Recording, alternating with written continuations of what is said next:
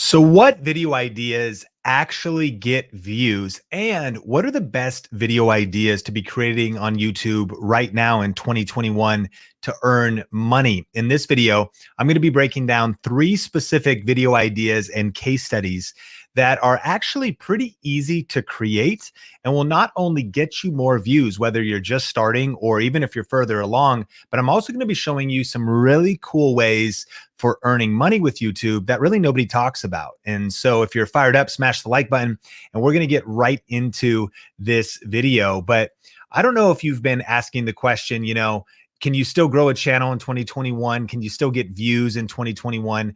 And the truth is, absolutely. Like, I don't know if you've seen that over half the people on earth now use social media. Can you believe that?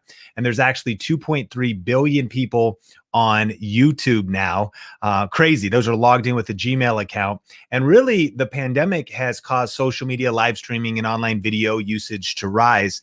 But here's where it also gets interesting. Besides there being more viewers and the opportunity to get more views, there's also a massive rise in earning money online. And specifically, this article says US e-commerce growth jumps more than 30%, accelerating online shopping shift by nearly 2 years. What does that mean? It means that people shopping online because of the pandemic, locked down, forced to shop online, that the amount of people adopting e-commerce, which simply means like online shopping, accelerated by 2 years. So there's more viewers right now on YouTube, and there's also more people shopping online. That matters because as I show you the video ideas, you're going to see how powerful this is in terms of more people doing online, purchasing things online, which means you can earn money in multiple different ways, including things like affiliate marketing. And I'll explain what that is in just a second. And Signal Fire revealed this. This is crazy, that being a content creator has become the fastest growing type of small business. That's like a quote from their market report. Like, this is no longer a pipe dream that like your parents are like, you want to be a YouTuber? Is that even a job? You know what I mean? Like, you're trying to tell your friends, you're like, yeah, like I'm trying to kind of transition out of my job. I'm trying to, build a home studio, build a battle station. I want to be a content creator. They're like, why don't you get a real job? You're like, dude, this is a real job. What do you mean get a real job? It's the fastest growing type of small business. That's a fact. And that's actually a really good article to read from Signal Fire. And you may have seen that the CEO of YouTube's report revealed that the YouTube economy is incredibly healthy and strong despite the challenges of 2020. The number of new channels that have joined the YouTube Partner Program last year has more than doubled over the year before. And creators are building the next generation of media companies that impacts the economy's overall success. According to an Oxford economics report, YouTube's creative ecosystem contributed approximately $16 billion to the US GDP in 2019, supporting the equivalent of 345,000 full-time jobs. What the what? Like, the YouTube economy, the creator economy is incredibly healthy. It's alive and well. So if you're making the right videos and you're connecting them to the right monetization strategies, there's massive opportunity. That article goes on, an equivalent of 30,000 jobs in the UK, 15,000 full-time jobs in France. And so there's massive opportunity. So I know you want to get into the video ideas. Smash like. We're going to jump into this. And by the way, if you were just meeting, my name is Sean Cannell. This is Coffee with Cannell. It's been a minute since the show has been on. Tell me what you're drinking in the comments, and we'll get to your questions as well as bring some guests on in a little bit. But let's talk about these video ideas. Now, these are some practical video ideas that I haven't really shared before, but we're going to look up not just video ideas, but I'm going to explain some nuances with them. And the first one is best Christmas laser lights. It's story time, and it's build your YouTube channel time. So we're going to go here. We're going to look up best Christmas laser lights. So the first video idea is really doing a product review, but I'm going to tell you a story about this video. So this video is from 2016. Okay. So it's a product review of some Christmas laser lights from 2016. Let me log into my account that has YouTube Premium, so there's no ads. So here's the story. So I understand that YouTube is a search engine. People are looking for products on YouTube. People are looking for product reviews, product tutorials. So that's video idea number one. And not only that, though, you want to be talking about the right topics at the right time with the right title and the right thumbnail. And in this case, I wanted to be talking about something that I noticed at a local grocery store. Now, the story is, maybe you've heard about these Christmas laser lights before. They're like these little kind of LED projector lights, and you could project them on the side of your house. They're my favorite lights because they only take about 5 minutes to set up. And that's because it took me 4 minutes to actually find the extension cords in my garage. Now, my wife hates them. She thinks they're ugly. She thinks I'm lazy.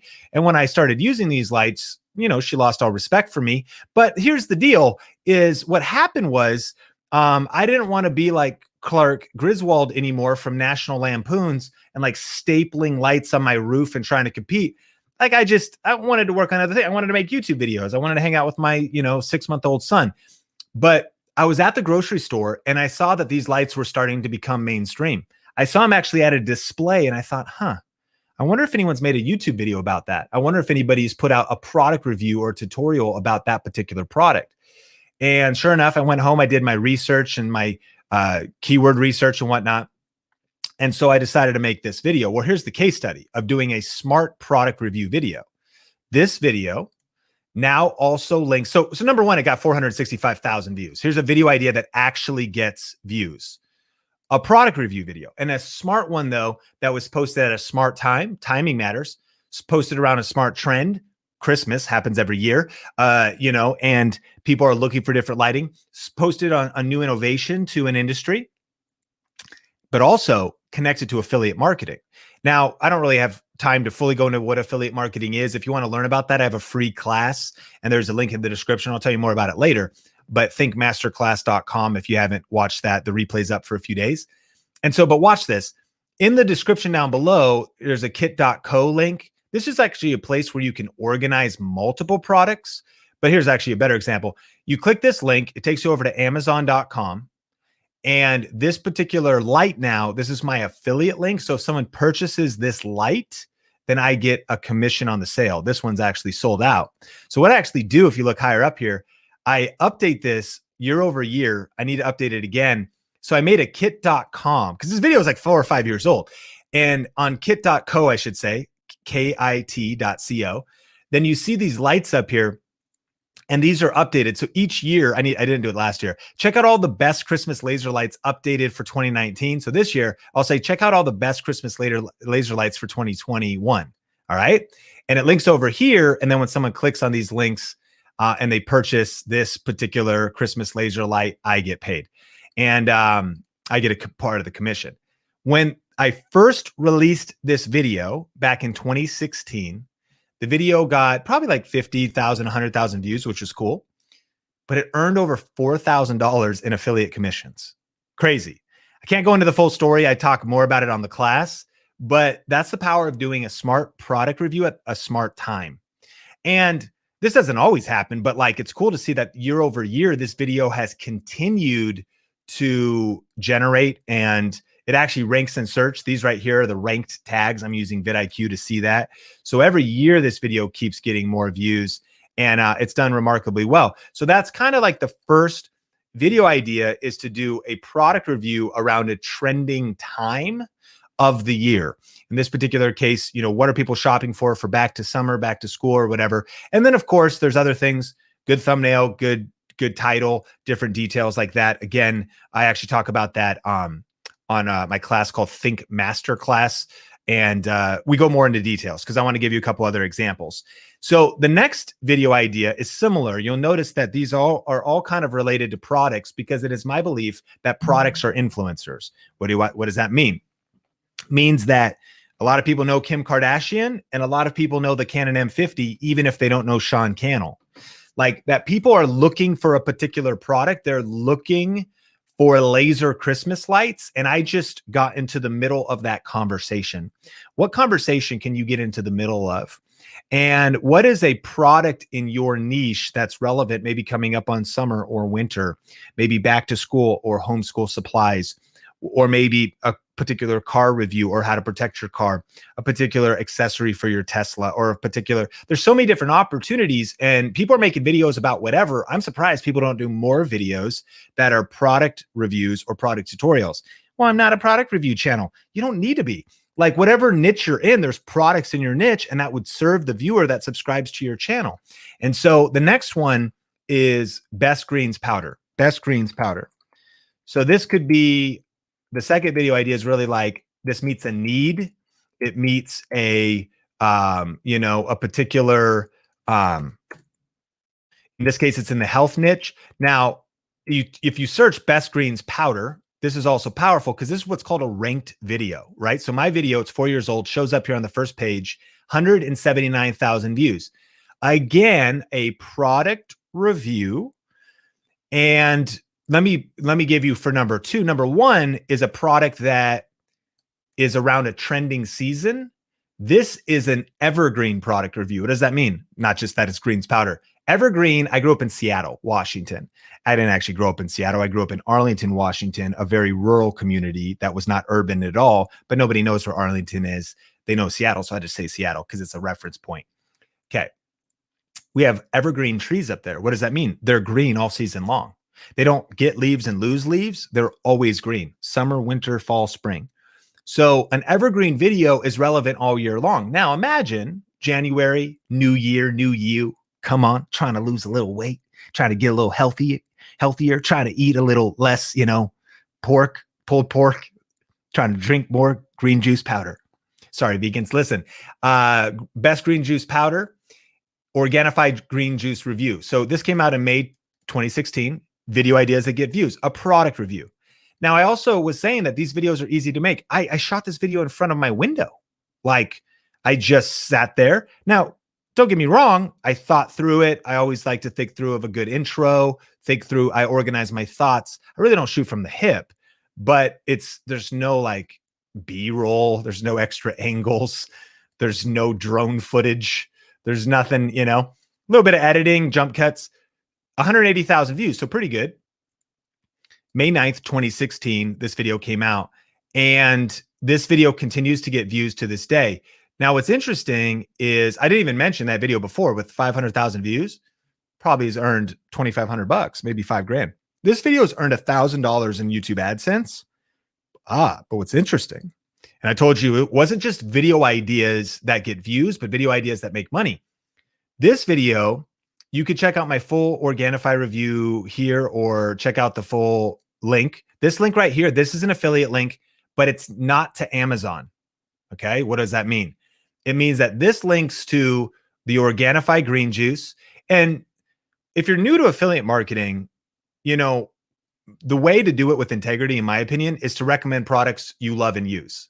My wife, who, by the way, I lost her respect with the Christmas lights, but after I told her we made $4,000 from affiliate sales, she's like, okay, I respect you again. I like those lights too. In fact, I love those lights. She calls me, she's like, why do you have so many elixirs and potions and biohacking stuff? Like, this is an overflow of my passion. Like, so I like to travel. I like to stay healthy. So I drink this green juice on the road. My friend Lewis House told me about it years ago. So I discovered, most things have an affiliate program. I discovered the product. Now, what's interesting, and so I was like, let me make a video about it after I had tested it. Well, you can see, to get boxes of these, right? $104, $34, $69. And then what people can do is they can subscribe to these. And this has changed over the years. I mean, literally, this video has been generating money for years now. But this one video has earned over $10,000 in sales of this Organifi green juice powder over the last 4 years. One video, because it was a smart video idea. Listen, that also meets a need. People are looking for the best greens juice powder. They're looking for, maybe you're not looking for it. So here's my question. What are you looking for? What is the people that you're making your content, the videos for? Maybe that's why you're not getting views, because you're making videos that nobody wants to watch. Maybe that's why you're not getting views, because you're making videos and answering questions nobody is asking. Maybe that's why you're not getting views, because you're just talking about, like, here's my thoughts for the day. I was solving a problem because people are like, what's the best greens juice? I'm like, well, listen, I buy all kinds of them. I test a lot of them. Here's one. Check it out. Link in the description down below. So it actually meets a need. It helps somebody. It serves somebody. Affiliate marketing done in integrity should be a win-win-win-win-win, because the brand wins, YouTube wins because they got views. That's how they put ads on the videos. The person who purchased the product wins because now they're drinking green juice. They're healthier, you know? And then I win because I made a small commission in the process. But what's interesting is on Amazon, you only make 1 to 10% on a sale. On this product, I make 30%. And if somebody subscribes, I get continuity. So if every month they get a box, I get 30% every month until they, as long as they stay subscribed. If they stay subscribed for 10 years and the affiliate program's still going, I'm still earning money. That's where that $10,000 came from. And it's gone down. Now it's about $200 a month, $300 a month. So it's still, you know, that's still like $2,000 a year. It's probably $2,500 a year that video still earns, and it's kind of old, right? And I've also pivoted niches. You know, I'm talking more about tech and so on and so forth. But it's very important to me to always show you that, like, I'm not like a YouTube guy that only succeeds on YouTube by talking about YouTube. Like, I've done this in all kinds of different niches. We've helped people in all types of different topics. And I'm super passionate about being a player coach that's like done this in multiple different ways with multiple different income flows. So that's the second one. The first one's like, do a product review based around a trend, a season. The second one's do something that's evergreen, because people can watch this video 24/7, 365. The moment that the student is ready, the teacher appears. When someone has that question of like, man, what is the best out of the green powders? You know, they can discover this video. And the third one is probably like the most practical that you've seen before: cheap LED light for video. Smash like if you're getting value out of this video. So if you type in like, this would be like a very specific product review video. It would be the idea. And I think the idea here is also a couple tips. Cheap is a good niche. A lot of times a good subtopic. People want the most affordable option. What is a budget option? What is a cheap option? So there's the thing itself. Hey, what's the best video light for YouTube? Okay, good. Then there's also like, what is the best affordable video light for YouTube? Okay, what is the best affordable light for YouTube, or the best LED video light for YouTube? Under $50, the under. Like, we teach ASQ, answer specific questions.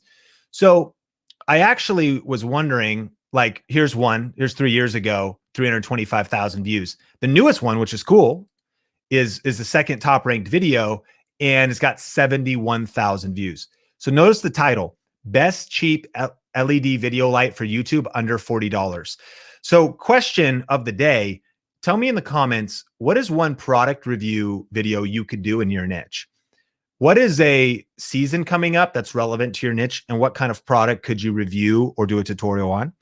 What is maybe something that's relevant year round? People in your topic, your niche, your niche are always looking for it. And then maybe as you're answering the question, if you have any ideas, have it come up. What's like a very specific question you could answer? You know, best thing in your topic, affordable thing in your topic, under a specific dollar amount in your topic.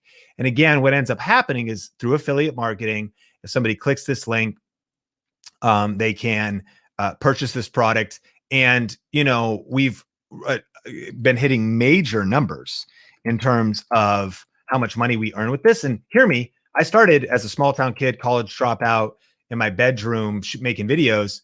And my first affiliate commission was $2.12. But maybe you saw that CNBC did like this mini documentary on me about the month we hit 40 grand. We kind of hover around like 30, 35 profit in terms of just Amazon. And we're a part of about 20 different affiliate programs. But if you've never seen this, it's definitely worth checking out. It's a super entertaining kind of video, and a huge privilege that I was featured on a little mini documentary by CNBC. But let me know, what's a product review video that you could do in your niche, and that would be relevant. And listen, that can not only, here's a little clip of it, that can not only grow your audience, because here's the key. Think about what these videos are doing. They've gotten hundreds of thousands of views, 400,000 views.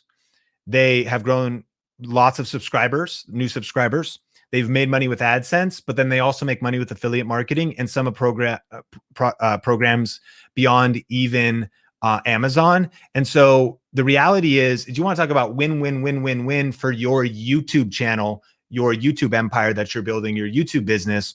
You want to be thinking they could do all those things all at once and serve people in the process. Like, it's pretty crazy.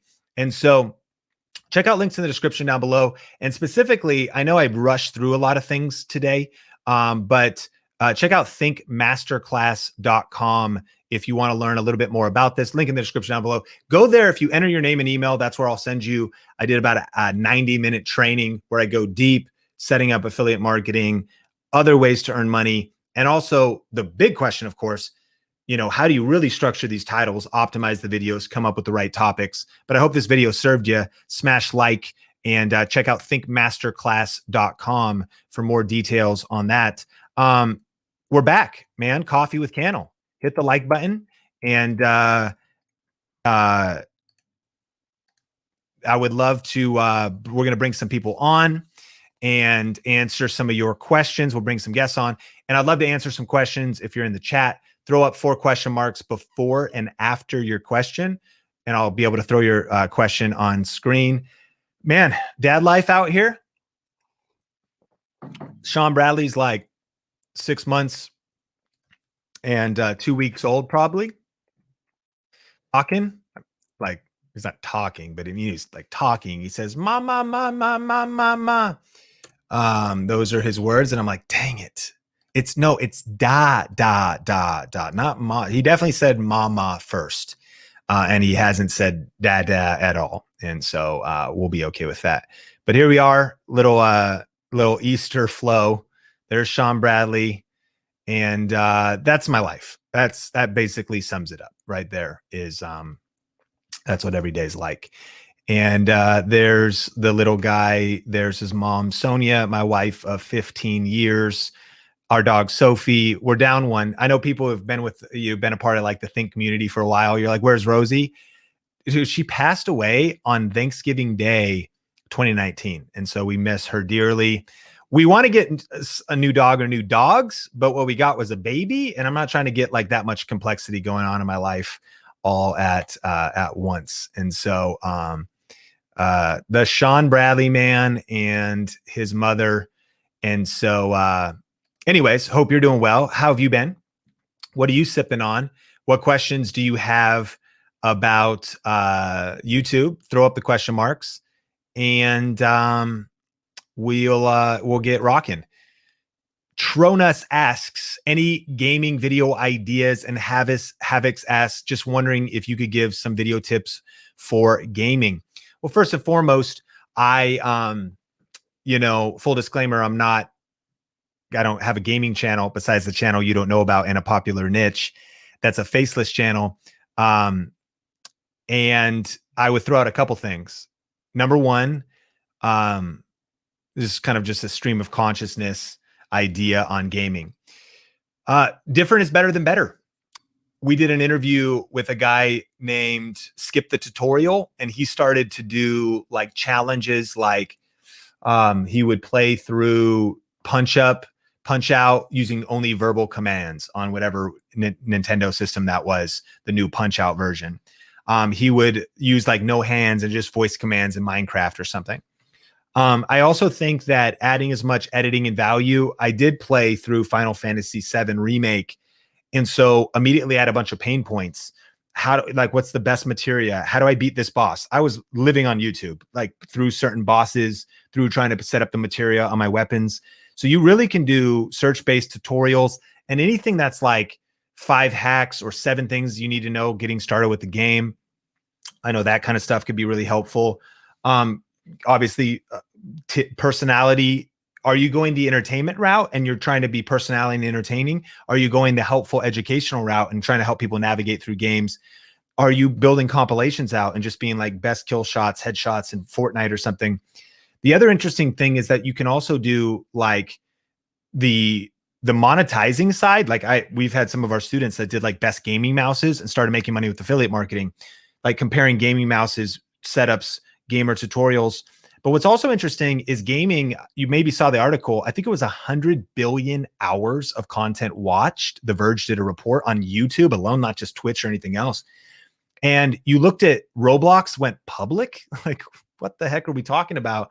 And so there's people who do faceless channels around Minecraft, Roblox, other things where, like, I think the misconception is that you even have to be playing the game, as opposed to like the 7 craziest moments of some famous Minecraft player, and you're using fair use. Now that's a conversation for a whole nother day, but I think the punchline of all of that is that you got to think different. Come on, think.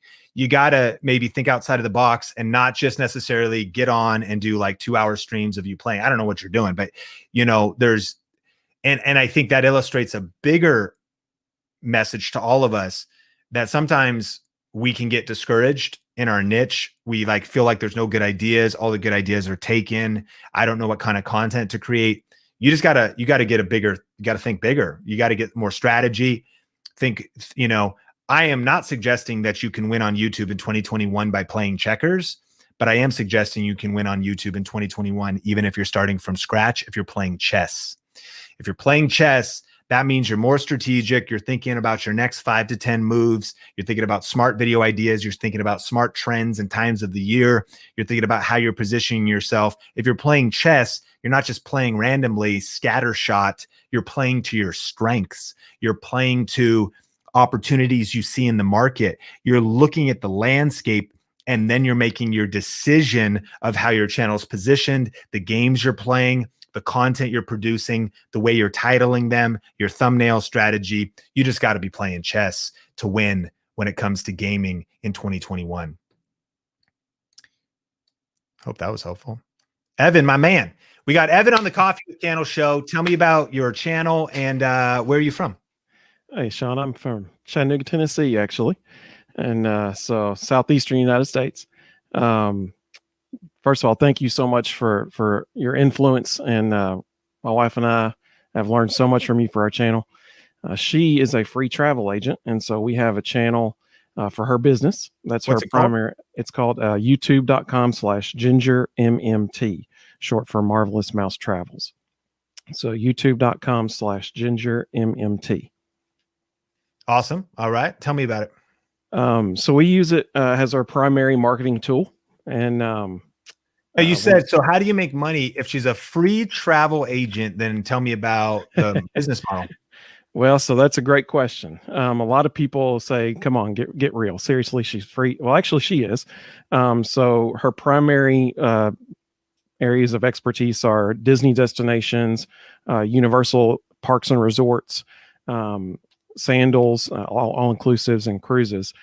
A lot of people don't know it, but actually, for example, if you book a Disney World vacation, for example, with her, her services are free. It is no extra charge, because whether you book through her or straight through Disney World, Disney will actually build in the cost of a travel agent into the price you pay them.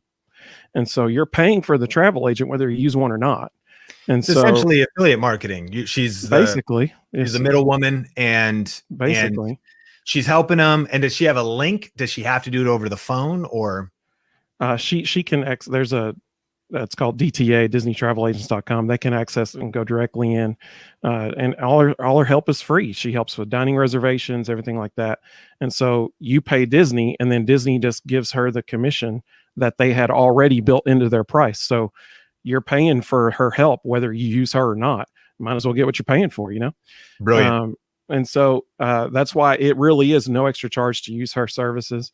And so we use it as the YouTube channel as the primary marketing tool. It's interesting that you're talking about affiliate marketing, because we've been trying to figure out how to bring that into the YouTube channel. We've thought about maybe like once a month do a video about like travel product of the month or something like that. Maybe that could be a way that we bring in the marketing element, your affiliate marketing of it. She does have a kit store, and she's got recommended travel products on that. But any advice you can give, any thing that you see that could be improved, I'm all ears, because you're the expert. Awesome. Yeah, I love it. Okay, so a couple things. Let's just kind of check it out here. I'm gonna check these videos out. Okay. Hi, everyone. Thanks so much. Okay, so we got the My bracket. Final Four There you was are. Flame Tree Barbecue. I had Chicken Guy being beat in the second round. Of other helpful stuff. So a couple thoughts. So I saw this style of video. I'm not a huge fan of the thumbnails of these brackets, just because they're busy. They're very niche. I see they're doing like all right. I think I always go back to success leaves clues. And I know that not as much time has passed since some of these older videos, but none of those brackets are anywhere near giving you the most views.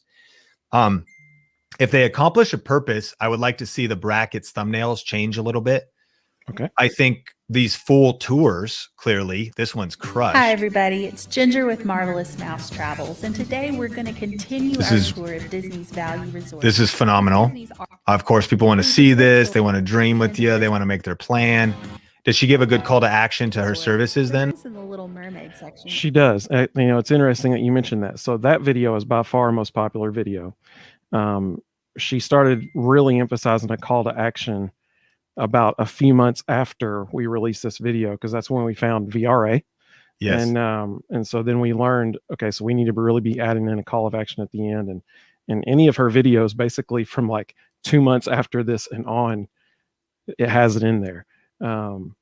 Man, that's a good lesson too. And of course, I'm super grateful you're part of the VRA community, but it just goes, we call it kind of like the Oprah moment, and you're going to have more Oprah moments, but it'd be this idea that like, if you were going to write a book back in the day when Oprah had her main show and you got a chance for her to come on and be in like Oprah's book club, and you're like, all right, so tell me about like your new book. And you're like, well, it's on my computer. I don't actually have it in my hands. Oh, can anybody go to the website and sign up for well, the website's not really done, Oprah, but like, and you'd get this moment, but you'd miss it. You know what I mean? Like, and you never know what video is going to blow up. And obviously you're seeing that, but like thinking, that's why the power of getting a good framework, getting the right strategies, getting the right things in place. And I think the lesson to me is to also work on recreating some of your greatest hits. I mean, this is a 2-year-old full tour. I would definitely recreate Head Back Down. And where are you guys based? I mean, so do you have to fly out each time to go to the park then? You either go to the coast or what? We don't. We're about, it's a 9-hour drive. And so a lot of times we'll wake up early in the morning, get on the road and get down there by like noon or 1 o'clock, something like that. Okay, great. So yeah, I mean, I would make a plan to just go dominate. And, literally as we're strategizing together, if I'm you, I'm going to do a couple of things. One, I'm going to do a reopening series. Reopening's hot right now because it's like, what are the reopening things, the reopening tips? You may not even have to go there to do it. You may be able to pull some footage and some photos offline, some stuff from the website. Number two, I like to batch produce stuff. I know you know that from being a VRA. So I like to never make just one video. I like to think about how I can make like 25. So I would literally think about maybe the full tour video. And if possible, of course, time and whatnot. But if I could get a hotel for a couple nights and really get like 3 months of content, going. And when I'm also then doing the Disney full art animation resort, like a 15 minutes, I definitely call to action at the end, but I would do it throughout. It doesn't have to be intense, but she is letting you know that it's Marvelous Mouse Travels right up front. But the type of things I'd be doing is while you're at a certain point in the tour, I might say, one of the things that I help people with is really figuring out the best day plan for them. If you want more information about that, check out the link in the description and you can, fill out a quick survey. But the thing is, because sometimes what happens and so like throughout the video, not every minute on 15 minutes, but I definitely do at least like 3 or 4 where it's super relevant, because there's no doubt about it. Even this is what's called seeding. Before you get to the call to action at the end, you're also just seeding. You're planting seeds along the way that are some of the mindsets and things that the viewer would need to know to maybe even work with Ginger. One of the myths might be, oh, if I work with Ginger, it's going to cost me more. You know, what I love about you're on a thing with like Captain Hook, and you're like, you know, and what I love about working with people is I'm able to help people make their Disney experience twice as good. And it doesn't even cost them any more money. Like, it's really cool. And sometimes you might even say that stuff without a call to action, because the whole thing is an experience where someone is getting to know Ginger. So then once it happens at the end, you know, they're even more like ready. That's the power of YouTube, is you have a chance to get to know, like, and trust somebody before, like, hey, do you want a travel agent? So those are a couple ideas. And you're exactly right, because she's actually had people who message her and say, I've noticed this the first time I'm talking to you, but I actually feel like I already know you because I've watched so many of your videos. So that's cool that you said that. That's super cool. So I think that, I mean, those are some really good ideas that she could get started with. The channel's amazing. You guys are doing really good. But again, and I know we've been on lockdown and stuff's been crazy, all of your best performing videos don't seem to be as much as, like, again, the bracket. This is my gut thing, is I'm just not a huge fan of the brackets. Is this part of Disney, these Biltmore Estates? Is that like on the property or next to it or something? It's not. It's actually, she can also book that destination. It's in North Carolina. We just went over there for a couple days and we just did a vlog, like tour of the Biltmore Estate, that kind of thing. And so, I mean, yeah, you can divert from things, but that, to me, that's like, if I'm going from dabbling to dominating, I see you guys are serious about this, but I'm thinking I'm planting my flag. Disney. Sure. I mean, is it Sandals, Cruises, Universal, or Disney? Did you break brand there, Evan? Did you break the brand? It's all four. She can book all four destinations. Primarily, but is Biltmore Estates one of those four? It's not. No, that's true. That's a good point. I mean, you can do it, but that's where, like, and there's a certain, I mean, again, I think you could experiment. These are great. Leave them up, let them do their thing. But man, it's the Disney stuff. I could see the Universal stuff. That makes sense to me. Maybe Disney Cruise for sure. And I'm just thinking about, what's my annual schedule? So I'm headed to Disney for 3, 4, 5 days to get a ton of videos in the can. I'm also making a list of videos that I don't actually have to be in Disney, but I'm pulling in B-roll, fair use content, some footage from, you know, Disney's announcement about what reopening is. You know, you can react to videos. You could do a video like this in StreamYard and react to playing Disney's. I was just playing her video with audio, different things like that, that keep building along the same promise. And then, of course, you maybe choose what's most lucrative. Of course, the passion is Disney, but I mean, is Biltmore, as, you know, is it all the same in terms of her commission? It's definitely not as high as Disney and Universal. You're hitting so even that. I mean, that's different ways of making. So from this conversation, do you feel like you have some stuff to work with to kind of build out a battle plan for the next couple months to just keep growing? Absolutely, yes. Awesome, Evan. Well, I appreciate you. Hey, you're the man, Sean. We really thank you a lot. I appreciate you. Grateful that you're part of our community, Evan. Thanks for coming on. Thank you. My friends, what was your unlock? There's a good conversation with Evan. Did you learn anything that you need to apply to your channel? Man, staying on brand. You can always divert from the brand, but also you want to stay on brand. And remember, success leaves clues. Go to your most popular videos right now if you've been posting videos for a while. And if you have some of these bangers from 2 years ago, remake them. Make the part 2. Make the update. Break it into sections, you know. I like the idea of like part 1, part 2, Disney's Art of Animation Resort, or also, man, if you hit World, I'm assuming Tennessee is more towards Florida, I would imagine. So we're going to World. You also got 4 parks. Shoot, we need some time on the clock. Like you have, I don't even know what they are, but you got Epcot, you got other things, all kind of search-based stuff. But once you really find the thing that's working, double down on what's working. Success leaves clues, and double down on what's working. And then connect it to smart strategies as well, in terms of like, I love this vision. Maybe you didn't even know that you can be a travel agent without charging people any money, a free travel agent. Think about how you can connect that to different monetization strategies. Today's Coffee with Cannell is brought to you by thinkmasterclass.com. And I just recorded a brand new live class. The replay is up for a few days. We go a little bit deeper on some of this stuff. On the screen, you can see the URL. There's a link in the description down below. If you have a question, fire off some questions. We have a couple more guests that are coming on in a second here. And and I'm going to answer your questions in chat. Throw up 4 questions before and after the question. So how do you niche down with a fitness channel? And I am monetized now, but I'm stuck. So, I mean, ways you can niche down is the niche within a niche. I get that things like CrossFit are huge, but CrossFit's already a niche within a niche. Obviously, Peloton is on a whole nother level. Have you noticed that? It's like there's not even bikes anymore. Now it's the app. Now they're like coaching you while you run. So you can hop into a movement. Of course, there's a lot of Peloton competition, but you want to move where things are moving, keeping it moving. So how do you niche down in a fitness channel?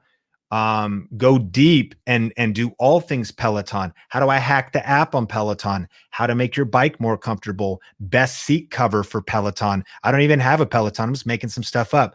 Best shoes for Peloton. How to overcome when you want to quit Peloton. How to save 10% on your Peloton membership. Best Peloton membership program. Are the weights really worth it, or should you just get the bike? Peloton hacks. Don't buy the bike. Just buy the app. Buy a bike off Amazon. Top 3 cheap bikes off Amazon that can work with the Peloton app, so you don't have to pay for their overpriced bike. Bada bing, bada boom, man. Let's hit it from every different side. Now, keto is a niche. You know, bodybuilding is a niche. You can niche down on the type of person it is. Skinny guy workouts, losing weight workouts, obese workouts. Plus size workouts. When my friend Tulin is a plus size fitness coach. So the modifications that she does in Beachbody help you in that particular circumstance. These are all kinds of niches. And that's really the key. Even in the niches of the niches, there might be competition. But then what I want to encourage you with is persistence and tenacity and strategy. Then it's a matter of posting smart videos consistently. A lot of people, I'm calling you out. That's why you're part of Think. Because I'm here to say, have you been consistent? And have you been keeping your quality consistent? You got to have a good title, man. You got to have a good thumbnail on there. You got to have some good content on there. You got to have some good research on there. You got to really put the work in and then keep showing up and put out quality work consistently, because YouTube is partly a numbers game. So I just listed off all these Peloton videos that you could do, or whatever fitness niche your thing is. You put out your next 20 videos and 3 of them are doing remarkably well. You put out your next 60 videos and 2 of those just broke 100,000 views and now are getting you to a subscriber growth where your base library is doing really well. Got a couple 100,000 viewed videos, but now every single one of your videos is getting like 2,000 views. And with numbers smaller than that, you can be in a highly profitable, autonomous YouTube lifestyle. You know, that's what we teach. I hope you're subscribed on the channel here, because we're always helping you figure that stuff out. But like, you don't need a huge audience if you have the right audience. So I hope that helps. That's a few ideas around some fitness stuff. Shout out to Coconut Pete. Thank you so much for the super chat today. And we have got,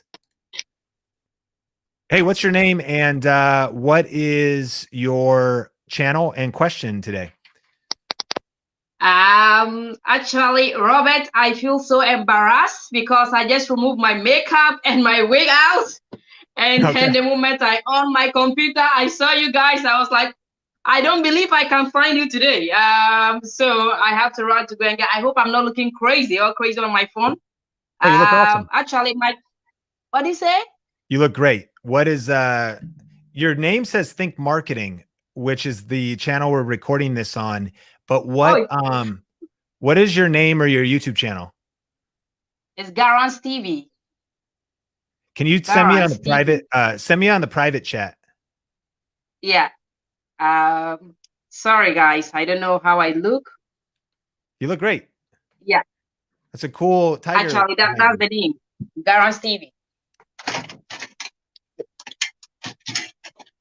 Okay. What's your question? How can I help? Oh my God, that's how I look on the television. I just came to my television right now. Actually, I have recorded. Oh, I can't find you anymore. Yeah. Can you hear me? I can. How can I help? Oh my God, this is crazy. Can I go off camera, because this is embarrassing, man. Excellent. Woo. Okay. Yeah, yeah, Alright. not a problem. Not a problem. Thank you so much for coming on. Awesome. Fun times, coffee with Cannell, smash like if you're loving life. And shout out to Garant's TV, and hop on sometime when you've got the details that matter most to you all lined up for the episode. With that, we're going to hit up Gear Junkie 35. Oh, no. We got a little echo. We got a loop. I don't know if we're going to be able to work with this. Do you have like some headphones or something? How's it going? Okay. Oh, shoot. We're struggling over here on Coffee with Cannell. Hey, what's going on? I got you, Sean. What is up? Good to see you. How are you? Hey, I'm doing well. And yourself? I'm doing amazing. Fun times. Coffee with Cannell. Hey, so the channel is Intermittent Fasting with Ryan. And the question is, so you've reviewed it before. I really appreciate everything y'all do. Great podcast this week. I'm going to be hitting that up for sure, looking at writing a book at some point. I'm in the weight loss niche. Smart. So here's my question. So the channel Intermittent Fasting with Ryan, I am doing, I'm going after the keyword, what I eat in a week. Through my research, one of the questions that I get all the time is, what are you eating? So I turn that into my show. Every week I'm showing everything that I eat. There's a lot of search volume around what I eat in a week, and fairly medium competition. But my question is this: if you were to look at that search term, there are no guys that come up anywhere near the top. So I'm wondering, is that because that's an opportunity, or because there's not a demand for it? You know what I mean?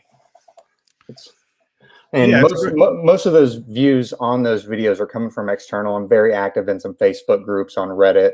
I'm still working on browse and suggested from YouTube, but fairly active in some Facebook groups. So able to drive, a few thousand views, external only for the most part. Sure.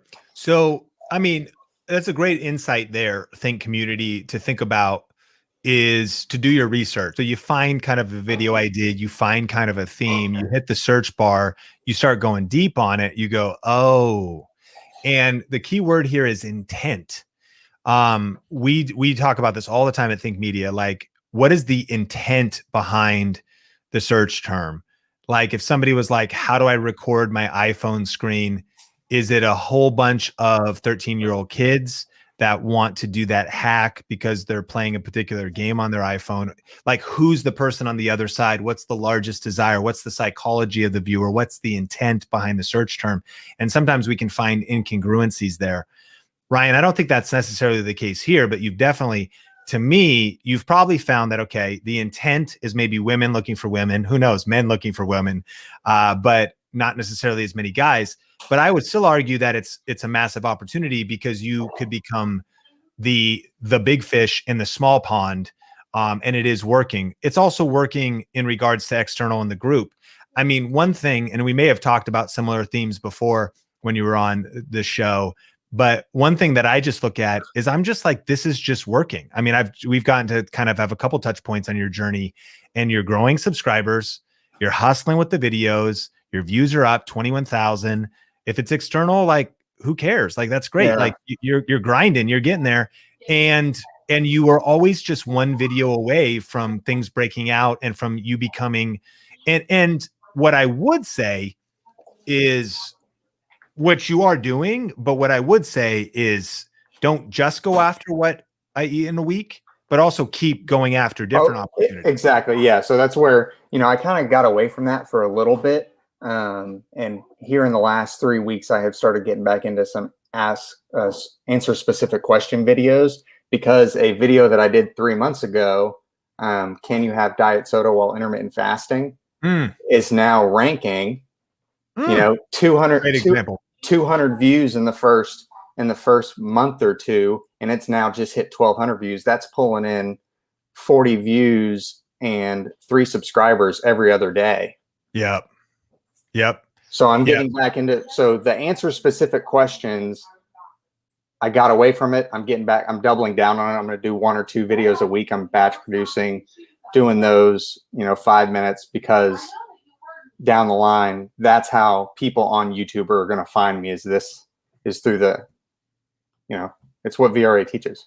Well, 100%. And I would add to that, I would say they're going to find you from all the above. I actually just want to affirm your game plan right now and fuel it even more. The hustle in the Facebook groups and what's happening there, great. Keep it up. The what I eat in a week, 4 days ago, you already have 2,000 views or whatever, because that's clearly a hot topic. Great. Keep it up. The answer specific questions, great. Keep it up. And also then don't necessarily judge any of your activities too much in the short term, because just like the diet soda thing that you discovered, what's interesting about answering a lot of different specific questions, or also putting out different variety type of videos, is that they can break out at day 36, day 48, and day 65. And with 24 uploads a month, you're being radical in a good way to give yourself a lot of chances for multiple miracles to happen 6 months from now, 3 months from now, 6 months from now, and continuing to make each one as smart and strategic as possible. You're also doing shorts. And I say, 10 of those were shorts. I think I'm going to kind of focus my efforts. I tried them, but with limited time, I'm going to focus on the proven steps versus too much experimentation. I mean, I don't know. I think that it could be interesting if you go, hashtag shorts and keto. I just threw this in here.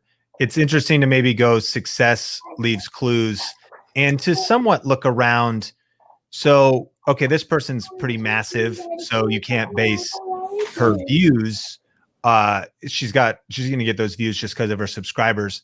But I actually would affirm, maybe it's not your main strategy, but we listed out like what I eat, answer specific questions, external traffic, Facebook groups. I actually think shorts could be, so notice this, over on the side here using vidIQ, this guy's getting 615 views an hour. It's 15 seconds. What did it just come out? vidIQ must be wrong. A few days ago, yeah. But, and so that was just misreported, but nevertheless, you see what I'm doing? I'm just kind of digging around and sort like, what is this one? Let's see if one of these is actually accurate. So I wonder if actually, okay, so vidIQ sees shorts as like the total view of the channel. That's so early stage. It's just basically another tool in your tool belt. Any contractor that is going to, especially a general contractor that's maybe going to be building out a house, they've got their nail gun, they've got their hammer for some specific things, they've got the crowbar, they've got multiple different tools for they've got the drill or the screw gun, and to get things done.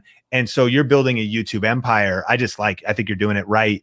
And I would still be looking for those trending topics, trend surfing and influence surfing, which we go. Did you watch the YouTube Hypergrowth Blueprint? I did. Tony recommended that to me in one of his tips to get on that. So I think you talk about it in hypergrowth, but trying to focus on one of the strategies. And I think the one that I am going to target or am targeting is skyscraper. And okay. It's the term intermittent fasting. There you go. If I could rank for intermittent fasting, life-changing. So I think that's the one I'm going to target. I'm going to, just intermittent fasting. I know what the top video is. It's a TEDx talk, the few million views. And then below that, it's Thomas DeLauer with 2.5 million subs. But I'm going to try to make that video better, more recent. But I'm going to do that over the next few months. Make a video that tries to. Well, and Ryan, just to affirm that's awesome. And great job on, even just picking one strategy and following my own advice. I'm like, there's all kinds of good ones. You're like, yeah, you said pick one. So yeah, the power of focus, and you are going to be a part, by the way, for those that I'm not sure what I'm talking about. This week's Think Marketing podcast is on how to self-publish a book that grows your channel and makes money. I may get pulled into that. Like, that may be one other one that I add on there, because again, just the power of that. Well, and I want to talk to you about it a little bit, but for those, I'm doing a training with my friend Chandler Bolt. He's really doing the training. We're just kind of co-hosting it on how to go from blank page to published author in 90 days. If you're interested in that, it's at startyourbook.live, and you can check out this week's episode of the Think Marketing podcast, and you can see that episode. But specifically for you, Ryan, I wanted to go deep and just affirm that and say, check it out.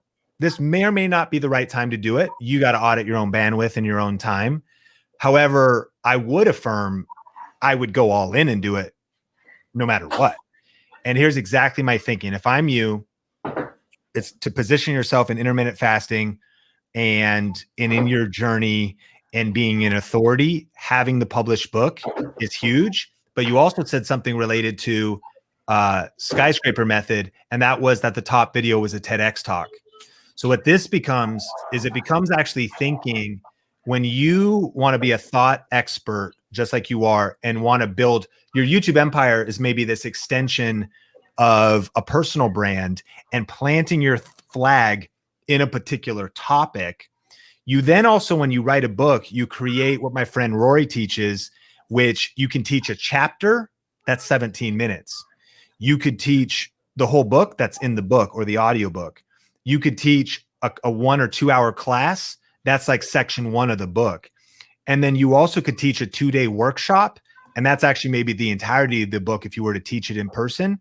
And you create kind of this accordion of elasticity and authority, but it actually could, oh, we lost him. It could map back to ultimately building out a TED talk, which actually could be a TEDx talk, which could be the pinnacle of ranking a video and becoming the thought leader on a topic. So anyways, just a thought for Ryan that I wanted him to hear. You can watch the replay of this, but something to think about in regards to one of the powerful reasons of, and if you want to learn more about that, check out this week's episode of the Think Marketing podcast on how to self-publish a book that grows your channel and makes you money.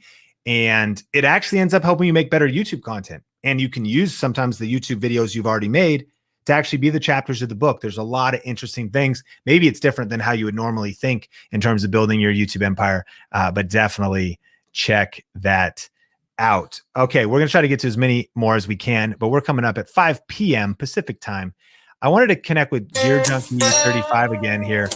Gear Junkie, it looks like there's no echo. How's it going? Good, Sean. How are you? I'm doing great. Thanks for coming back. Real quick, no problem. I try to catch as much of your stuff as I can. I work from home, so fortunately I've had a chance to binge a lot of your stuff recently. On behalf of all small YouTubers everywhere, thank you for you and your staff for all the contributions. My goodness, what a resource. Anyway, thank you. My question in a nutshell is I would like to start another gear review channel, of which there are a billion. However, this is guitar pedal reviews with a twist. Do you remember the Pick a Path adventure books? We're about the same age. I'm sure you do. Dude, Choose Your Own Adventure? That's like the fuel of my childhood. Right. Now, imagine, most guitar players don't just have one pedal. They've got 10 or 20 or 30 or 50. This is going to be like Pick a Path Adventures, but a community pedal board. The viewers get to decide what other pedals are on the merry-go-round of what's on the board today. Of course, there's going to be a specific pedal that's being reviewed as the highlight, but it's a community pedal board where it's displayed with other pedals and reviewed with other pedals. Should I start out in my own unique format or go all in, start out with the typical review format and incorporate my own style from there? I like the creativity, but I also like ideas to start as simple as possible. So what I would do is I would view that as a potential show or series on a much simpler channel. No matter how much competition there is, I think that gearheads, gear sluts, guitar pedals, there's just, NAM culture, musician culture.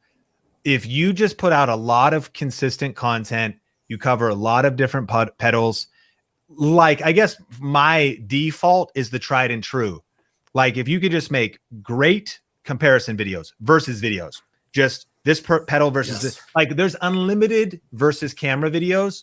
People have kind of done them, but sometimes they haven't done them well. And there's still people want, but what about the M6 Mark II versus the A6400?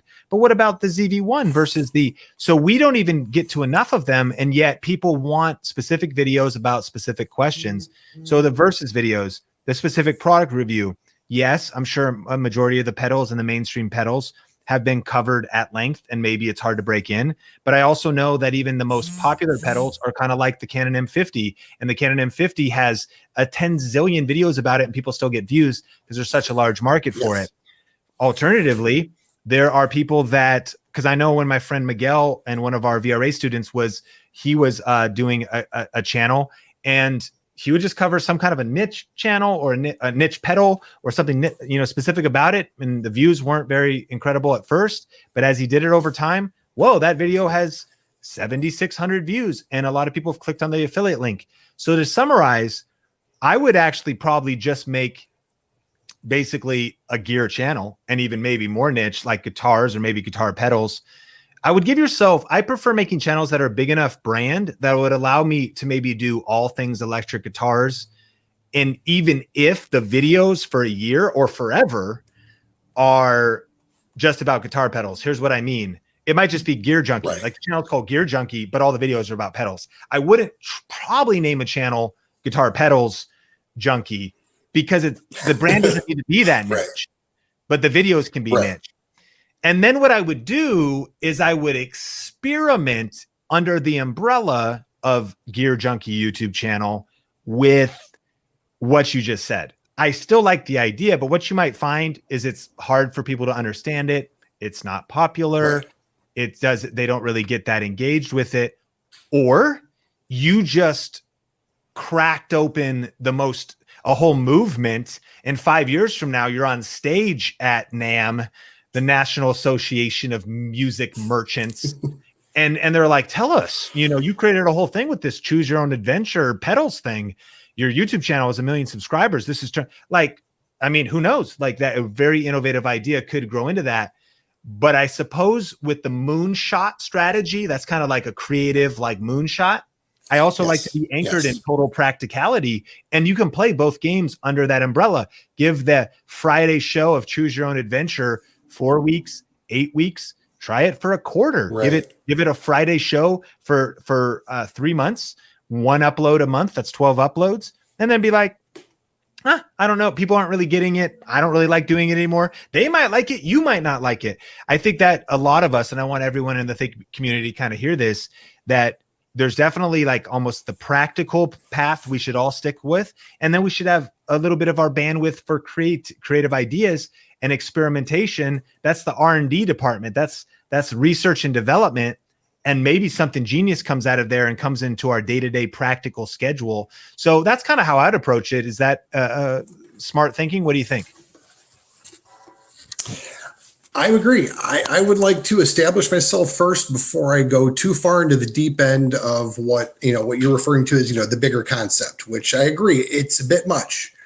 In the guitar pedal review format, you've got the GoPro at the end of the neck pointed at the guitar. You can't see the face. And then you've got a secondary static camera on the pedal, and you can see, the effect of the tone as they tweak the knobs.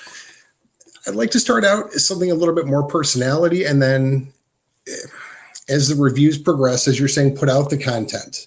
Like you're always saying, punch fear in the face. And that's my big problem is I've been watching you for a couple months and I still have 4 videos. None up to what I would consider my level of what I would like to put out. But again, that's also punch perfectionism in the face. So it's a 1-2 punch. Working on it. I agree. I would like to start out with, the traditional format, and then a little flavor here, a little flavor there. And the next thing you know, you're hooked on, wow. It's not just, he doesn't just review one pedal. He puts 3 overdrives after it, 2 reverbs in front of it. Who does that? Kind of one of those deals. It's like, it's a wacky review. You don't know what he's going to throw at this thing next. Real guitar players don't just play one pedal. The Canon M50 would be equivalent to the Ibanez Tube Screamer. It is probably the most famous guitar pedal of all time. It's been cloned, numerous times. Everybody loves a tube screamer, but what happens if we put a tube screamer in front of this everybody's favorite pedal? You just unpacked a strategy that I think community definitely needs to hear. Popular item plus new spin, because you said everybody knows about the Ibanez tube screamer. And so if you throw in a crispy thumbnail and then you put a spin on it, so that's like, Canon M50 with Sony lenses. Like, I don't even know why you'd want to do that, but it's like people, because it's like some weird spin to it, some weird hack to it. Right. Known, super popular thing, potentially product, good theme for today's Coffee with Cannell, plus unique modern spin. And you're saying that's a great strategy to unpack, because sometimes we go too obscure and people are like, well, I don't even know what the thing is. Right. But if you can anchor on what people do know and bridge it to something fresh and unique, that could be a really powerful video idea. Thank you. I like to incorporate slow and try not to get overwhelmed with the enormity of what I would like to do, as well as just have fun with it. I mean, because after all, if you can't have fun with it, it's obvious. The viewers know you're not having fun. They're not going to have fun. They don't want to see somebody who's doing something fake for the sake of doing it. Yeah, so true. The passion has to come through. Let me just encourage you with one thing. Great job putting up 4 videos. I know that you're at this place of, still needing to punch fear in the face and press record. Yes. But one thing that I've noticed a couple places, we got a message recently. I saw it from actually a creator who you would never think this person struggled with confidence or struggled with putting themselves out there. And they were being interviewed and they said, this idea has been in my head for 5 years, but I didn't press record. And we just got a message that was emailed to us. And they said, listen, I've been watching, I've been learning, I've been studying, but I haven't pressed record for 5 years. What a lot of people don't know is that I started, yes, I was putting some videos out there, but I was afraid to really lean into taking YouTube serious. I almost was like treating it like, oh, I'm kind of just dabbled. There's kind of a hobby. Like it's my side thing. I didn't really want to put my heart and my emotions, maybe because of fear of failing, fear of telling people I was serious, fear of who even knows what, or just even wanting to, convince myself or be in my own head about whatever. And it was really for years. I mean, maybe 2010 to really 2015, when this whole Think Media thing really, and when I started to do video influencers eventually with Benji, because of years of kind of playing it behind the scenes or playing it like I almost had a guard up. And the reason I just say that is just to encourage you that, and everyone listening, because you bring that up. Like if you're listening to this and you've been like, man, I don't know, I've been watching your stuff for 3 months and I haven't pressed record yet.